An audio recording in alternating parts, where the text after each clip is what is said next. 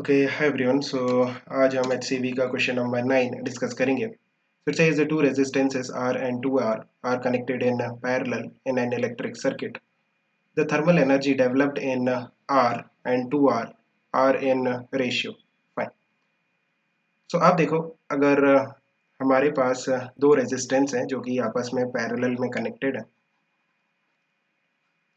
R and 2R, किसी circuit में ये जो दो रेजिस्टेंस है ये आपस में पैरेलल में कनेक्टेड है, देन यू कैन से कि इन दोनों रेजिस्टेंस के लिए जो पोटेंशियल डिफरेंस है वो सेम होगा।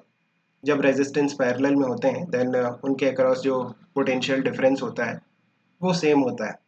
सो दैट्स वाई जो पावर का फॉर्मूला हम यूज करेंगे that will be V square upon are.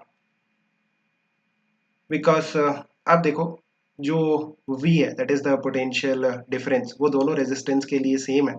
That's why जो पावर होगी वो इन्वर्सली प्रोपोर्शनल होगी R के। So you can say कि P1 by P2, P1 by P2 that will be R2 by R1, right?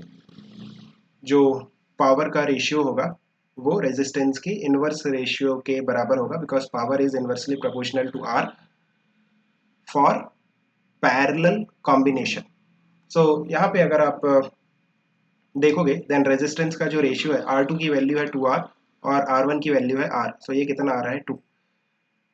सो अब देखो कि जो एनर्जी है that is nothing but power into time, है ना। जैसे मैं E1 अपॉन E2 लिखता हूँ then this will be P1 into T divided by P2 into T. So T और टी एनी वे कैंसिल हो जाएगा। So what you are getting, the ratio of energy will be same as the ratio of power which is nothing but 2। So जब भी parallel combination आता है resistance का then आप directly ये कह सकते हो कि जो पावर होगी वो रेजिस्टेंस के इनवर्स रेशियो में होगी, राइट।